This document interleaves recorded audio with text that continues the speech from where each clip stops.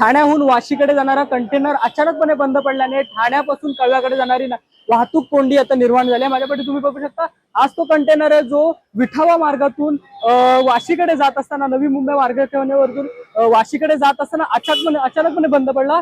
पुढे गेल्यावर नंतर रेल्वेची क्रिक ब्रिज आहे, त्या क्रिक ब्रिजच्या अनुषंगाने तो ट्रक त्या क्रिक ब्रिजच्या अंतरातून बाहेर निघत असताना तो अचानकपणे बंद पडला।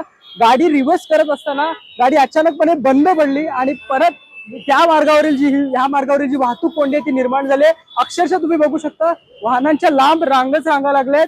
ही रांग अवघ्या ठाणे शहरापर्यंत, आपण आता विठावा शहरात आहोत, विठावा कलवा परिसरात आहोत।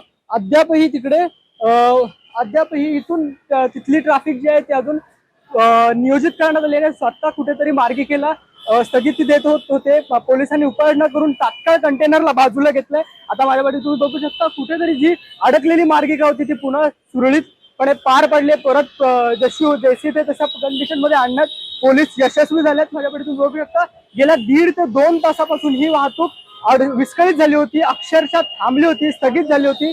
मोठे कंटेनर जे आहेत ते थांबले होते, मोठ्या कंटेनर असेल, छोट्या गाड्या असेल, सगळे थांबले होते आणि अशा स्थितीमध्ये मार्गिका कुठेतरी बंद पडली होती। मात्र पोलिसांच्या उपाययोजनामुळे आता पुन्हा ती मार्गिका सुरू करण्यात आली, कंटेनरला बाजूला घेण्यात आले।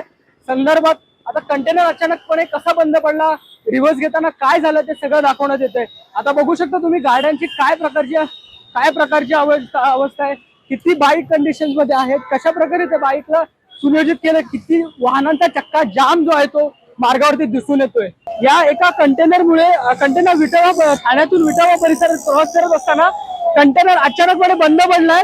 बंद पडलेल्या कंटेनरमुळे पूर्ण अवघ्या ठाणेभरातली रस्त्यावरचा कळव्याहून ठाण्याकडे जाणारा रस्ता पूर्ण चक्का जाम झाला। माझ्याकडे तुम्ही बघू शकता, वाहनांच्या लांबच लांब रांगा आहेत, मोठ्या प्रमाणात वाहनांच्या रांगा ज्या आहेत त्या दिसून येतात। अवघ्या ठाणे शहरातून कळव्याकडे येणारे व नवी मुंबईकडे जाणाऱ्या दिशेवरती हा वाहतूक कोंडीचा मोठा झटका जो आहे तो ठाणेकरांना, नवी मुंबईकरांना लागलाय। काम करून घरी परतत असताना अचानक संध्याकाळच्या वेळी पीक आवरच्या वेळी अचानकपणे कंटेनर बंद पडल्यामुळे मोठ्या प्रमाणात वाहतूक कोंडी निर्माण झाली आहे। मोठ्या प्रमाणात कुठेतरी नागरिकांमध्ये असंतोष निर्माण होतोय। ठाणेकर नागरिक असेल, नवी मुंबईकर नागरिक असेल, तो इथे अडकलाय। गेल्या 1.5 तासापासून वाहतूक कोंडी ठप्प झाली आहे। जवळजवळ 1.5 ते 2 तासापासून ही वाहतूक कोंडी ठप्प झाली आहे। इथून आलेल्या वाहतूक कोंडीत अडकलेल्या गाड्या अवघ्या कळवा परिसरापासून ठाण्याच्या कोपरी पुलापर्यंत, ठाण्याच्या हायवे ब्रिज वरती, मुख्य मार्गिकेवरती विठावा परिसर असेल। आता बघू शकता इथे पोलिसांचं नियोजन करण्यात येते, पोलीस नियोजन करतात मोठ्या प्रमाणात।